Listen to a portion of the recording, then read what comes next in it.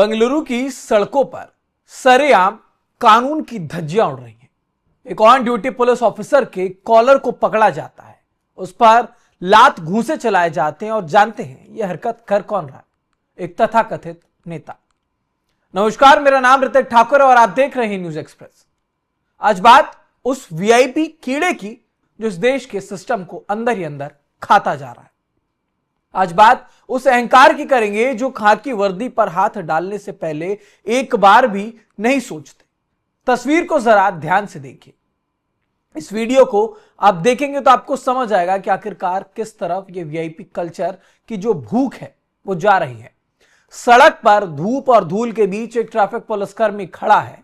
वो किसी की जान बचाने के लिए, शहर को जाम से निकालने के लिए और कानून का पालन कराने के लिए अपनी ड्यूटी लगातार कर रहा है। लेकिन तभी वहां पहुंचता है एक जेडीएस के नेता जिनका नाम है मंजू। और ये नेताजी क्या करते हैं? गाड़ी रोककर नियम मानने के बजाय जब इन्हें रोका गया तो अपनी गाड़ी रोकी, रौब झाड़ते हुए ऑन ड्यूटी पुलिसकर्मी का कॉलर पकड़ लेते हैं और उस पर लात घूंसे चलाने की कोशिश। सवाल यह है नेताजी से कि पावर का इतना नशा, पार्टी के झंडे का इतना अहंकार, गले में गमछा क्या डाल लिया, आपको यह लगा कि शायद पूरा बंगलुरु आपकी बपौती हो चुका है। अरे जिस खाकी वर्दी पर आपने हाथ डाला है वो वर्दी किसी पार्टी के चंदे से नहीं बनती। वो देश के कानून का एक प्रतीक है और वो उतनी ही काम आपके लिए करती है जितना वो बाकी के नागरिकों के लिए करती है। उस वर्दी के पीछे एक इंसान है, एक परिवार का पेट पालने वाला एक पिता है, देश का एक सच्चा सेवक है, और उसके ऊपर इस तरीके से हाथ उठा देना कैसा ही है? ऐसे लोगों की हिम्मत कैसे होती है ऑन ड्यूटी ऑफिसर्स के कॉलर को पकड़ने की? सवाल यही उठता है बार बार, क्योंकि हमने देखा है जब जब किसी बड़े नेता को, किसी बड़े चेहरे को वीआईपी कल्चर से थोड़ा सा पीछे खींचा जाता है या फिर कुछ उनके, चाहे हमने कई बार देखा है हुटर लगाने पर चालान काटने की बात हो या फिर टोल पर रुकने की बात हो, तो शायद ऐसा लगता है कि पता नहीं जो साख है वो खत्म हो जाएगी। नेताजी से भी सवाल है कि आपको क्या लगा था कि दो चार चमचे अगर आपके पीछे घूमते हैं, किसी पार्टी का बिल्ला अपनी जेब में रखते हैं, तो क्या आप कानून से ऊपर हो जाएंगे? आप पुलिस वाले को लात मारेंगे और पुलिस चुपचाप सहती रहेगी?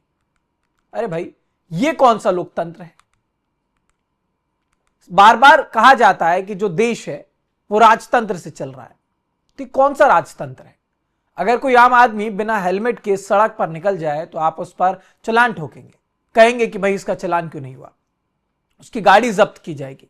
लेकिन यहीं पर किसी पार्टी का कोई नेता अगर निकल रहा है तो उसके अंदर घमंड इतना सर चढ़कर बोलता है कि शायद यही पुलिस वाला वहां पर आम आदमी की गाड़ी को भी रोकता होगा। लेकिन इन्होंने जब इनकी गाड़ी को रोका गया तो उतर के बता दिया लोगों को कि भाई मैं एक पार्टी का नेता हूं, मैं आपकी भीड़ से अलग हूं, आपको रोका जा सकता है लेकिन मैं जेडीएस का नेता हूं तो मुझको तो बिल्कुल नहीं रोका जा सकता।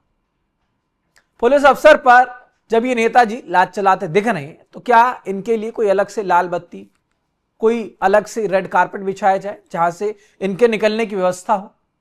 आज इस देश का सबसे बड़ा दुर्भाग्य भी यही है कि कुछ नेताओं को लगता है कि चुनाव जीतना या किसी राजनीतिक दल का ठप्पा पा लेना गुंडागर्दी का एक लाइसेंस दे देता है। आखिरकार सवाल यही उठता है कि आखिरकार इतनी हिम्मत कैसे हो जाती है?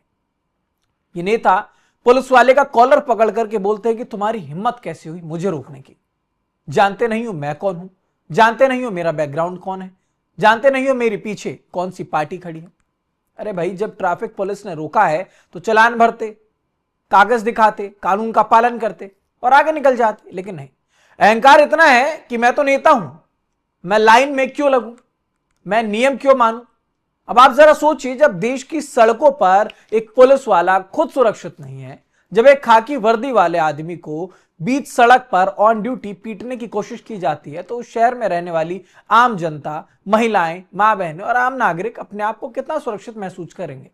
जब कानून के रखवाले के कॉलर को खींचा जा सकता है तो आम आदमी की तो बिसात ही क्या है।